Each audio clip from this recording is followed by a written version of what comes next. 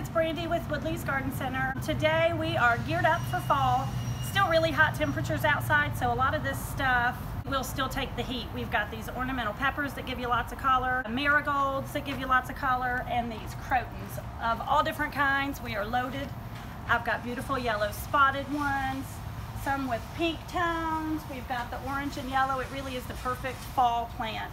Marigolds and crotons will get you through to Thanksgiving, so you still got 3 good months for these guys, and they take the heat really well, so it's good to do them now also. The ornamental peppers come in all these cool colors. Looks very much like Halloween. I love these plants. Again, super heat tolerant. They love the heat. They don't take a lot of water. I put them in containers. You can put them in the ground. Just don't overwater them. They like it really dry in between, and they just keep on changing colors, so you really get a whole array of colors. They open purple and yellow, and then go orange, and then they ripen red. And they stay really short. It's only a foot tall, so you can put it just about anywhere. You can also leave it in the pot and just set it around. Fall's really easy.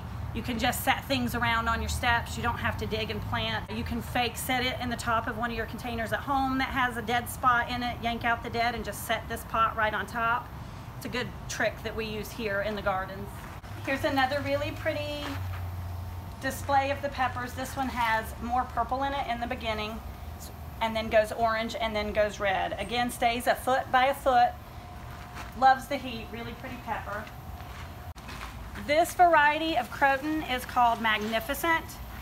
If you don't want to go straight to fall colors right now, this is really pretty because it has pink and yellow splashes. You don't have to do orange and red for fall. You can do lots of pretty colors still. We have pretty pink and white vinca that would go good with it. We've got snapdragons that are blooming pretty and brighter colors. So we can definitely redo your pots with pretty stuff still that will take you all the way through the fall. These are one of my favorite fall plants. It is a perennial. This is a Denver daisy rudbeckia. The leaves are a little bit fuzzier than the black-eyed Susans, but look at the big blooms.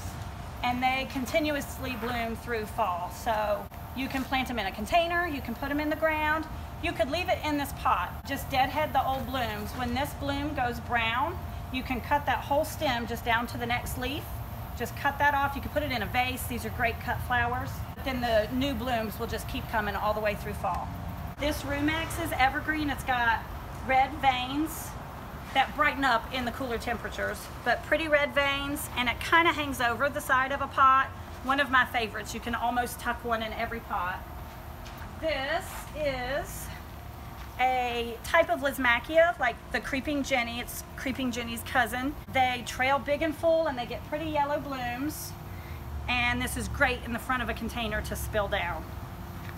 It is perennial and will come back next year, even in a container, but it does go dormant. So it's gonna lose a lot of its leaves in the winter, so just cut off whatever turns brown, and it'll just grow back next spring.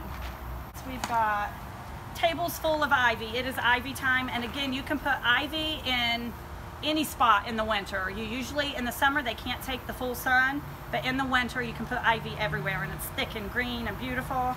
This is a wire vine. It also trails beautiful in a container. Sun or shade in the winter, so as long as you're doing this the end of September, you can use these dainty little shade plants in full sun for the winter. It's a great plant for a pot, or in the ground as a ground cover. Ajuga is one of my next favorites.